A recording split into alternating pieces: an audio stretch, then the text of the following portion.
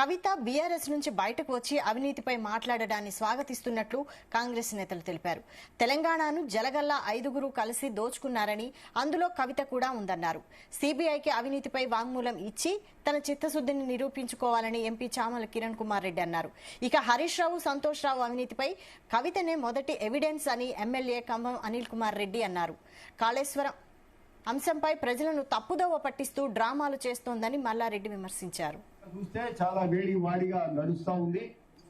ఈరోజు కవితమ్మ మరి మొన్నటి నుంచి ఏదైతే కాళేశ్వరం అవినీతి సొమ్ము మీద, కాళేశ్వరం ప్రాజెక్టు కూలిపోవడం మీద, ఏదైతే పీసీ ఘోష్ కమిషన్ మీద అసెంబ్లీలో మేము ఆ కమిషన్ రిపోర్టు అసెంబ్లీలో పెట్టి ముఖ్యమంత్రి గారు మరి మంత్రులు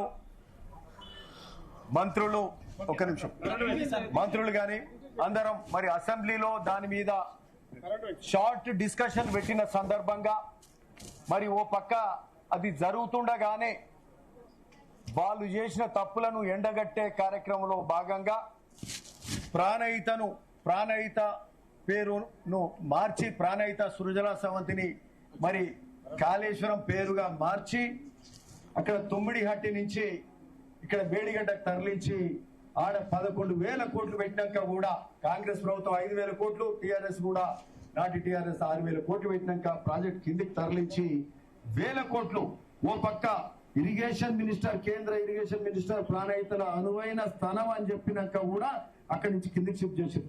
రిటైర్డ్ ఇంజనీర్స్ కమిటీ కూడా ఇదే టీఆర్ఎస్ ప్రభుత్వం వేసిన కమిటీనే అక్కడ ప్రాజెక్టు కట్టొద్దు మేడిగడ్డలు అని చెప్పినాక కూడా ప్రాణహిత నుంచి కిందికి తీసుకెళ్లి మేడిగడ్డ దగ్గర కట్టి 1,00,000 కోట్ల మరి ప్రజల సొమ్ము దుర్వినియోగం చేసే కార్యక్రమం చేసిన సందర్భంగా ఒక విన్నపం చేసుకుంటున్నాను.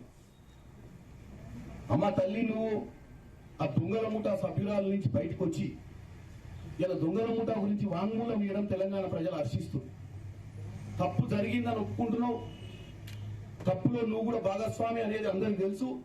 ఇవాళ నువ్వు భాగస్వామ్యంలో కానీ నీకున్న పరిస్థితులతోటి దేనికోసం బయటకు వచ్చినప్పుడు రాజకీయాలను పక్కకు పట్టి క్లారిటీతో మాట్లాడు. రేవంత్ రెడ్డి గారు కూడా ఆన్సర్ ఇవ్వాల్సిన అవసరం లేదు. నువ్వు బయటకు వస్తే నువ్వు చెప్పాల్సింది కాంగ్రెస్ ని పక్కన పెట్టు, రాజకీయాలను పక్కన పెట్టు. మీ 10 సంవత్సరాల పాలనలా మీరు ఎట్లా తెలంగాణను దోసుకురో తెలంగాణ ప్రజల ముందు నువ్వు వాంగ్మూలమి.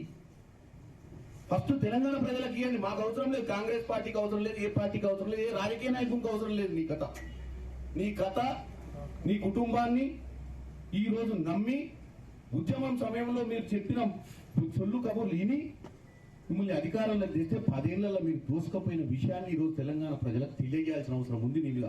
అప్పుడు నీకు రాజకీయ మనగడ ఉంటది. నువ్వు సొంత పార్టీ పెడతావా, ఉద్యమకారాలు జాగృతి చేస్తావా తెలంగాణను రెండోసారి, అది నీ ఇష్టం.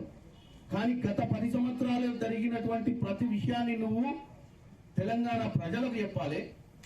ఇవాళ మేము సిబిఐ ఎంక్వైరీకి ఇస్తున్నాం గతంలో జరిగినటువంటి కాళేశ్వరం అంశం మీద. మీరు డెఫినెట్ గా సిబిఐ దగ్గరికి వెళ్ళి సిబిఐకి కూడా స్టేట్మెంట్ ఇచ్చి వాంగ్మూలం ఇవ్వాల్సిన అవసరం ఉంది. ఒకవేళ మీకు చిత్తశుద్ధి ఉంటే, మీకు మిత్రభేదమా శత్రుభేదమా మీ వ్యవస్థతోటి మీరు తెలుసుకోవాలి. మిత్రభేదం అయితే కేవలం ఆస్తి పంపకాలు, కేవలం మీకు రావాల్సిన వాటా, మీకు ఇస్తలేని ఇంపార్టెన్స్ అయితే ఈ తెలంగాణ సమాజానికి మీ యొక్క ఈ ప్రెస్ స్టేట్మెంట్లు, మీ యొక్క రాజకీయ ప్రస్థానం అవసరమే లేదు. ఒక విన్నపం చేసుకుంటున్నాను. అమ్మ తల్లి, నువ్వు ఆ దొంగలు